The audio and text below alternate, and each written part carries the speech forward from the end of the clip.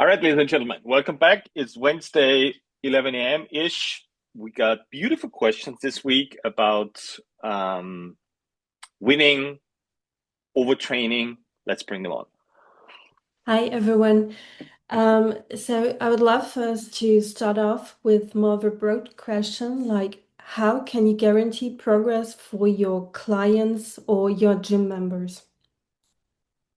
Okay, that's a great one because I think fundamentally the base of every business is problem solving. That means um, people come to you with a problem and you should be able to guarantee that you can solve it.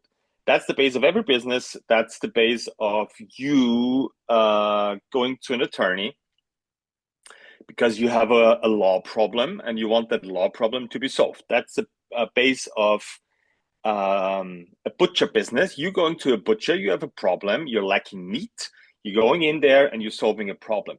For whatever reason, that's not happening in fitness, right? Because fitness is about sweating and feeling good and feeling better and losing weight, but it's not very precise. So I'm interested in how can I 100% guarantee that you can get your first pull up, your 20th push up, your 300 kilo deadlift, whatever it is, right?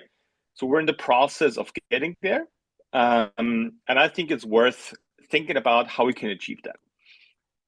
We've talked about playing a different game. That means having certain stuff that you need to learn, the skill of position, the skill of tension. You have to know what you're shooting for, the goals, which is less bone displacement, more big muscle tension, and always increasing the load. It's a pretty good sign of you're on the right track. We have to have a couple of rules for the hips and shoulders and how to train your muscles. And today we're going to talk about mostly about what does winning mean in training, right? Um, let's start off with I think if you can follow that process, at the end of it, you will be able to guarantee progress. What does that mean? The only thing, so I want to guarantee if somebody shows up at my doorstep, I want to guarantee that that person, if that person's goal is a pull up, that I can guarantee that they're going to get a pull up without getting hurt, etc., etc. The only thing, obviously, that I cannot guarantee is because I cannot control it, is when that is going to happen, right? Because that I cannot influence the time that person is willing to invest to get that pull up.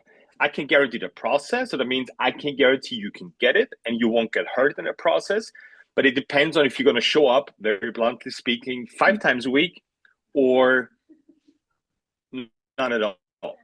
Right? That makes a huge difference on the time scale. So, but that can be discussed, right? And that's the next step in motivating people to show up more often, right? Because it's not about health anymore. It's about reaching your goals. And the more time you're going to invest, the faster you're going to get the results. And I think that's where should head towards. Okay, that was a very broad intro into how to guarantee progress. Um, shall we talk more about details and specifics? Yes, please. I, I think we should. So the first question is how guarantee. This is how I approach it in the book. Is it's a fun exercise to think about reversing problems, right? So that means if I want to guarantee progress, I have to think about how I can absolutely guarantee no progress. So what shall happen so you don't get your first pull up? And this is how I approach it in the book, and it's really simple. It's 3 steps. Um, if you have more bone displacement, that means when you're doing pull-ups, your shoulders rolling forward, your spine is doing something funky. So that will guarantee you not getting a pull-up. The second one is you're using more smaller muscles instead of big muscles. That will guarantee no progress because if you want to use or if you're going to use more of your rotator cuff muscles or smaller shoulder muscles instead of lat biceps, etc., that will absolutely guarantee no progress. And the third one is you're not increasing the load, stimulus, however you want to call it, the challenge in your pull up, to stick with that example. So I approach it like this. So more bone displacement, more use of smaller muscles, and not increasing the load or stimulus is absolutely guarantee you no progress. So how can I reverse it? That's the real question here. How can I fix bone displacement is what we're going to focus on today. And the answer is really simple. I have to learn something, which is called torque. Torque will fix that your shoulder is not going to roll forward once you do a pull-up. So what the fuck is torque, right? Torque is something that cannot be learned. There's a process to it. I compare it to learning a language, right? I can tell you, okay, you want to learn French? Great. Learn French. That's get better at French. That's me saying get better at doing torque, whatever the fuck that means. Okay. I have to break it down. So what does learning French mean? Okay, I have to learn vocabulary, I have to learn pronunciation, and I have to practice writing and speaking. That's literally, I don't know about French, that's literally what learning a language means. Okay, cool. What does it mean in training? How can I get more torque? Because if you watch somebody training, it's either visually pleasing or not, right? But that's not measurable. If I see somebody training, and in my eyes, okay, their ability to create torque is higher than the person next to them squatting shitty, that's a great sentence, but I cannot, like, what should I do about it? So torque for me is really simple. It's the skill of position times the skill of tension, then the right amount of rotation happens. And if you combine those three things, position of bones, tension of muscles, plus rotation as a byproduct of those, then at the end of that process, you will have torque, which means that person is going to move better than before. That means doing a pull-up without the shoulder rolling forward, or to quote the other example, being more capable of speaking French, right?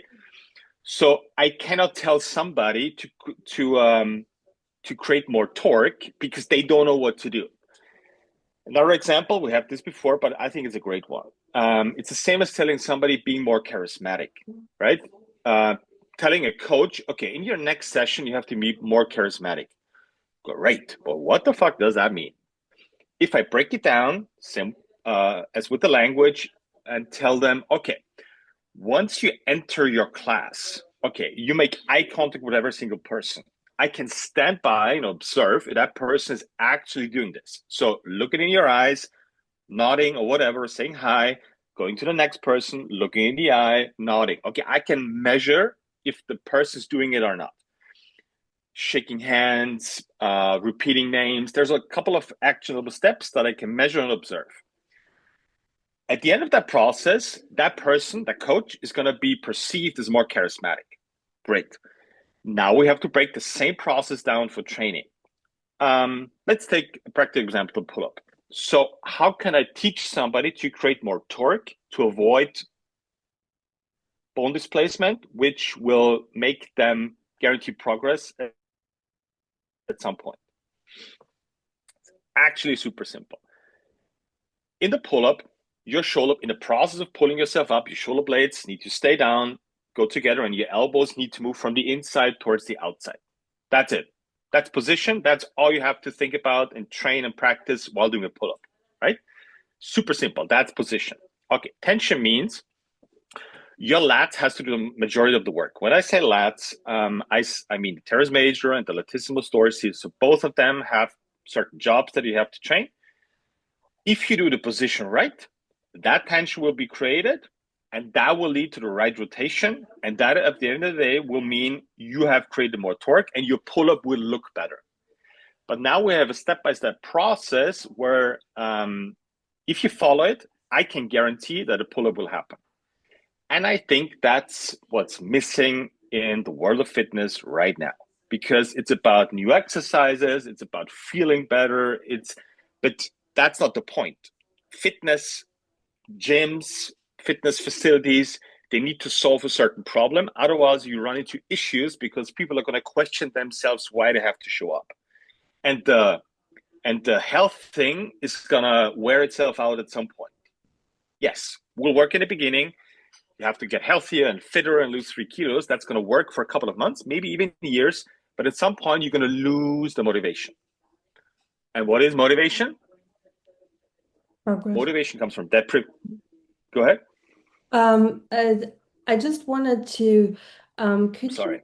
could you kind of because you now drew kind of like that image of your way to talk. And if you were to, because so many people speak about rotation kind of like as the, it seems, ultimate goal at the end. And Mhm. if you were to compare that path to only rotation and not the next step with talk, how would you then see that play out just in comparison? So people see kind of like the juxtaposition of the two of them. Yes. So rotation is a funny thing. I think this is how we came up with coaching so much rotation and talking a little bit about position attention in the aftermath. So let me begin with rotation is clearly a byproduct of position, learning the skill of position and learning the skill of tension. It cannot be the starting point. Let's make a very practical example for the shoulder. No matter which position you bring your shoulder blades and humerus, that's the big arm bone, to, plus the greatest big muscle tension you can create in your lats, you can still rotate your shoulder. So Mm, what does that mean? I can follow the perfect process, what I just talked about, pinch my shoulder blades together, keep them down, keep my elbows where they should be, and put the lats on. And guess what? I can still do this. Where's my shoulder? I can still rotate. That's a pretty good telltale of you cannot focus on rotation, because it will not secure mm, whether that's position or whether that's tension. So it doesn't make any sense to focus on it at first, especially if you want to have guaranteed results. So the problem with rotation is, and I think how this all happens is, we humans will love to learn through mimicking something, seeing something, mimicking it, and then try to duplicate it. And I think that's what happened. Like you watch professional sports, you watch gymnasts, you watch weightlifters, you watch CrossFitters, and you'd be like, okay, that's what they're doing with their shoulder. And then you try to mimic it. And then you put a little bit of stimulus on it. That means you trying pull-ups, and all of a sudden it's like, oh, I'm not doing pull-ups like they do. So you try to set rotation and the position of something as the objective, as the end mm, goal of something. And then you're um, literally doing whatever it takes to get to that goal. But what if it's not the actual goal? So that's why rotation is not a goal in my training system, because mm, it's a byproduct of learning position, of learning tension. Okay, so here's the point, and here's an invitation to everybody that thinks differently. We need to consider it, but it's not the starting point. That's what I'm saying. Yes, rotation is happening. I'm batshit crazy, but I'm not stupid. Yes, rotation is happening, but it's not the starting point of movement. It is not. Um, so my approach is coming from a different angle, rather than saying, no, rotation is not happening in movement. Of course it is, but it's not the starting point, and we should unfocus on it very quickly. Because if you do that, you're gonna harm a lot of bodies. mhm. And to go back to your example, if if we now have that example of a pull-up, so we talked about the issue of the shoulder rolling forward, and then also you mentioned like the next step is like talking about the muscles that are involved, and Mhm. we hear that so often, like all the fucked rotator cuff muscles, etc. Take us a step further now to the Sure. muscles. Sure. So the second step to guarantee progress. First one is less bone displacement. Talked about this already. The second one is less involvement of small muscles and using bigger muscles. I know it sounds so simple, but it is. The execution might not be that simple, but that's the main thought behind it. So what happens if you displace bones? That means your shoulder rolling forward. That's not bad per se. The bad thing that happens is, if you do that, you're going to drag muscles into a bar fight they have not signed up for, right? Because your muscles, to function properly, need a certain position of the bone. Because guess what? Muscles are attached with tendons to bones. So whenever you displace a bone, that means you're going to drag some muscle into a bar fight is never signed up for. Okay, this is you sitting at a bar and just talking to somebody, drinking your beer, and all of a sudden a drunk person comes in and starts a fight, and you're like, dude, I not really. Like, I'm not in the mood. And then you get the first punch in your face, and all of a sudden you're in a bar fight, right? So what's the solution to it? It's really simple. So you need to secure the position of the important bones to make the big muscles work. The fancy theory is, and again, I'm not denying that the rotator cuff is taking a beating. It is. I'm not denying MRIs. I'm not denying any CTs that are out there. I get it. Rotator cuffs are, but they're the victims, not the perpetrators. Because if you roll your shoulder forward, that means your rotator cuff has to do work that is not meant to do. It is meant to do for the lats. How did I end up there? It's really simple. If you look at the attachment of muscles on those bones, every rotator cuff muscle is attached on the outside on the shoulder blades and the outside of your humerus. That means it has a potential to be under tension, but not create tension, because tension is going to be created in a spiral, and it's not happening if you pull in the same direction. Right. So what's the solution to it? It's super simple. If you follow the right positions of your shoulder, that will lead to you using the bigger muscles instead of the small muscles. Very practically speaking, if you do a pull-up and if you keep rolling your shoulder forward, it will never change. If you do a pull-up and you're going to pinch your shoulder blades together, keep them down, and follow the inside to the outside road of your elbow, your humerus, then the lat will work. That is how your shoulder works. Position first. This will create the right tension needed. Both of them are going to lead to controlling rotation in your shoulder. And at the end of the day, you will be perceived as having more torque, just fucking moving better. All right? That's a very simple process. In the book, I describe it as dumping tension in your small muscles, overworking, overusing small muscles, and pumping blood into big muscles. It's a very simple idea, but it's hard to execute if you're focusing on rotation first. So that's the second one, because I want to make sure that people stop ruining and injuring their rotator cuffs. And then you're going to stand in the gym and doing rotator cuff exercise. It's going to help a little bit, right? But you have to do it every single training session to feel better. It's not gonna make you stronger. It's a band-aid. It's a crutch, let's be honest.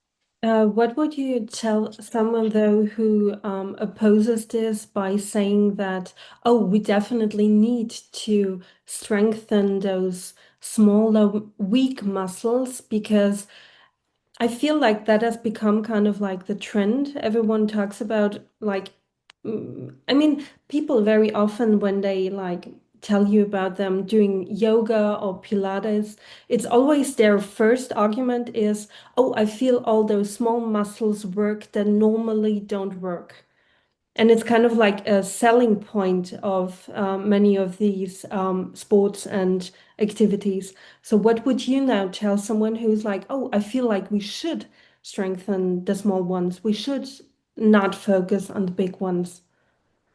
Okay, the short answer is I don't know how that stuff comes up. I have a theory, and I'm going to tell you about it. The weird thing is, I have yet to see a single diagnosis of a large muscle not working. That means I've never heard about a lat dorsal syndrome. I've never heard about any big muscles being overworked. The only diagnosis that are out there is small muscles being overworked, or whatever you want to call it, tears, partial tears, inflammation, whatever you want to call it. And that is absolutely true, but that doesn't mean that is also the solution. What if, and that's the main principle behind pumping more blood in big muscles and dumping it in small muscles, is what if those small muscles are not supposed to do that much of a work, right? And how can we reverse that? Well, guess what? I've done this for like 15, no, that's not true, 5 years now, is once you pump more blood into the lat dorsi, there will be a dump in blood flow through the rotator cuff. that will diminish the amount of inflammation that's in there. And this is not about weaker or stronger. This is about your body doesn't think in weak or strong. It just wants to make stuff work. And our job is to set the right goal for your body to work towards, right? Mm-hmm. So if you want to get rid of your rotator cuff issues, it's so simple, it's almost embarrassing. Make your lat dorsi work. This is not easy, but this is the only long-term solution we will shoot for, we'll have to shoot for. Could you break this down more on a practical level with how you would do that? Yes, I know the process very well because my rotator cuff was fucked up 10 years ago, like bad. Partial supraspinatus tear, biceps tendon inflammation, you name it. So I had it. The process is very simple. Any upper body exercise you want to do needs to be based on learning 3 shoulder blade positions plus the elbow. This will lead to you using more lat dorsi and less rotator cuff. Practically speaking, this means give me one exercise that's not a pull-up for the upper body. One exercise that is not a pull-up? Yeah. A biceps curl. Sweet. Okay. In a biceps curl, all you have to do is keep your shoulder blades together, keep your shoulder blades down, and go from the outside to the inside with the elbow. Okay, this is gonna make sure that the biceps is gonna work more while doing a biceps curl rather than your shoulder or something else, right?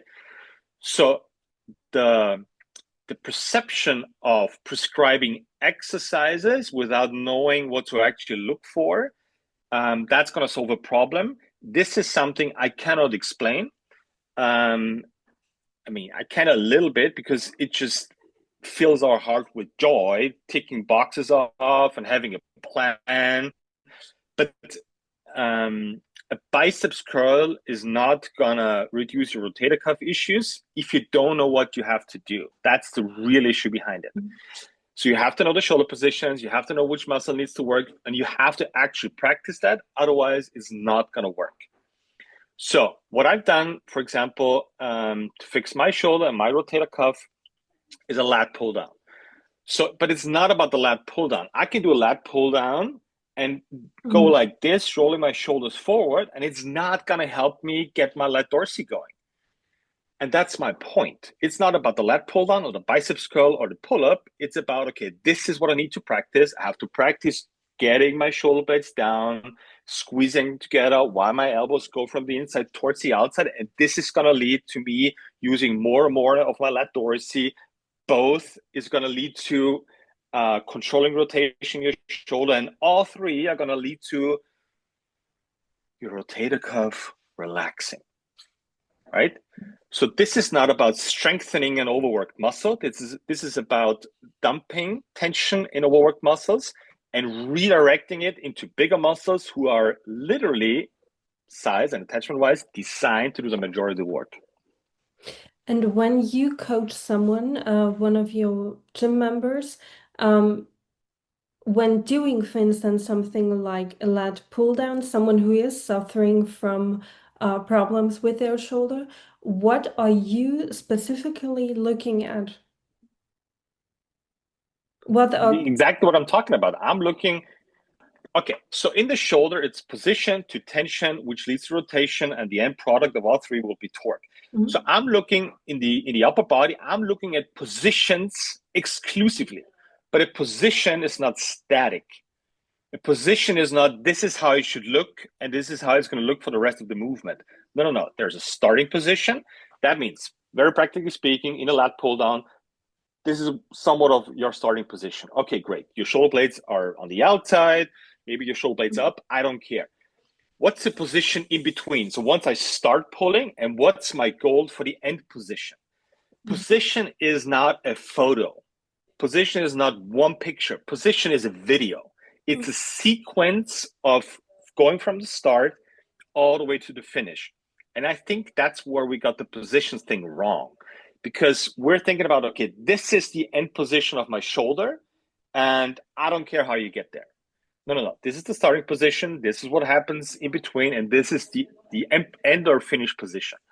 So that means this is your starting position. Shoulder blades are to the outside. Okay, in between, they're gonna move together and they're gonna move down. And at the end of the movement, I want them to be in, touching each other. And this is what the elbow needs to do. Your elbow needs to start on the inside. And as you go out, you're gonna move your elbow towards the outside while still doing the stuff that I just talked about with your shoulder blades. That's the only thing I look at. Upper body exercises if I coach somebody. Because I know if my peeps are doing what I've just talked about, the lat dorsal will do more work. I don't focus on anything else in the upper body than this. This will control which tension will be built up, and this will control which rotation will happen in your shoulder. And this is going to lead to you using less of your rotator cuff muscles. And as a nice side product, this is how I can guarantee you a pull-up. Which then actually brings us to the final step of the three you mentioned, winning the training session. Yes. So I try to keep this short. There's 4 elements of how to win a training session, and it's all about measuring it. Winning a training session cannot be about feelings, words, or the amount of sweat you've lost in the last 60 minutes. That's hilarious. So I have 4 categories, which are obviously connected to the goals. So let's start with less bone displacement. The win for less bone displacement is you have to win the last rep. That means, let's go back to the lat pull down. If your last rep looks better in terms of this is what we want to achieve with the shoulder blades and with the elbow, if it's better than the first one, you won that set. You won that session. Guess what? If you start off a certain way and it gets worse, that means your shoulder blades are getting less in, more out, more up, whatever it is. Your elbows go not out, but whatever they're doing. Guess what? You lost the training session and you're not going to get better. This is how I can guarantee progress. The second one is about, the second and third one is about tension. So that means we need to learn how to contract muscles and twist them. I'm not going to go into details about this. We have certain benchmark numbers that we're shooting for, right? With exercises that are going to emphasize that the big muscles are going to be used and you're going to actually do twisting motions. The pump and dump is the third one. We talked about this. We want to dump tension in small muscles and pump that blood flow, that tension into the bigger muscles. There's an easy way to measure this because I can see contraction visually. I can see if your lat dorsal actually gets pumped with blood or not. You can see it visually. You have to take your shirt off, obviously, but that's what people love doing while training. So you can visually see this, so you can measure it. And the last one is called the ping pong principle, which is super simple. It's basically combining reps and sets with the first 3 ways to win. So only if you follow all 4 steps, you're allowed to do either more reps or more weight. Super easy to measure. But it's the last step. It's not, okay, in my training world, it's not the first one as in, okay, we're going to do 5 lat pull downs with 70 kilos today. It's like, okay, that doesn't make any sense if you don't know what position you're in, which tension you're looking for to control rotation in your upper body. That doesn't make any sense. You should set an objective, and guess what? If you set an objective, people will do whatever is necessary to do the 5 reps with 70 kilos. No focus on position, no focus on tension. You just want to get it done because it gives you a good feeling of ticking off that to-do box because your coach told you 5 times 70% today, and you've done it. So you feel like you won. The problem is you wake up the next day and your shoulder hurts. And you're like, wait. But I did that weight for 5 reps. I did exactly what my coach told me, and my shoulder hurts the next day. I don't get it. Isn't it? It's actually kind of crazy now that because you just said that example of someone like waking up and it's kind of crazy that there are so many people who then wake up in the morning and for instance they feel pain, but it's pretty much like even accepted in a way because it's like, okay, well, he or she told me to do that and I'm sure it's fine. It's that kind of like that trust that many people have in their coaches where they are like, oh, I'm sure he or she knows what they are doing. They don't, including me. We're trying to get as close to creating a system that's going to train you, and maybe mine is working better than others. But the base of my training principle and my training system is you have to be in charge of your training. You have to have you have to educate yourself because otherwise you don't know what you're doing. If you rely on others, this is exactly what's going to happen. Everybody's going to tell you, "Hey, you've done a great job. You look better," and you're thinking like, "All right, but my fucking shoulder hurts." Mm, And then you go to somebody else, which is maybe it's in the medical world, and you're like, okay, my shoulder hurts. And they know exactly what to do. And then you do this, and it's like, well, it's not actually getting better. But it's mm, like, I have so many experts telling me what to do, but actually my shoulder is not getting better. So you have to take responsibility for yourself. That means you have to learn what you're looking for. And this is what I'm trying to do. I'm trying to break it down into actionable steps so you know what you should be doing. That doesn't mean you don't need a coach. Of course, he or she can help you, but she or he cannot solve the problem for you. Educate yourself, learn the positions, learn which tension should be happening, which big muscles, and then you can stop that vicious cycle that most people go through in their own training. There's a great saying, and I just started with in the book with it, which I can't remember who it was. I think it was Mark Twain who said, "Whenever you find yourself on the side of the majority, it is time to pause and reflect."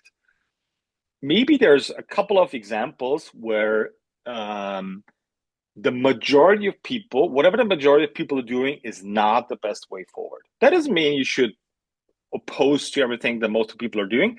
I'm just saying pause, reflect, think about, is it actually working what I'm doing? Like for me, I did this yesterday for my shoulder. My shoulder hurts more today. This is not working. mm. Okay, and then try to find another solution and make it work by educating yourself. And I'm trying to give you a little bit of a couple of nuggets so you have an easier time learning that stuff. We are perfectly on time. So it's last words. Famous last words. Okay. Yes. Um, I hope I'm gonna finish the book soon. This is, and whenever I'm very emotional about this stuff because I see stuff happening all the time and people getting frustrated about and not unmotivated about training and working on their bodies. That's not on you. I think there's not a great solution out there which is enticing and guaranteeing progress at the same time. And that's a void I'm seeing, and that's a gap I'm trying to fill. And the book is the first step on going in that direction. If you want to have any questions about your shoulder, your hip, your knee, your ankle, bring them on. Keep asking questions. Keep educating yourself. Never rely on others other than your mom. See you next week.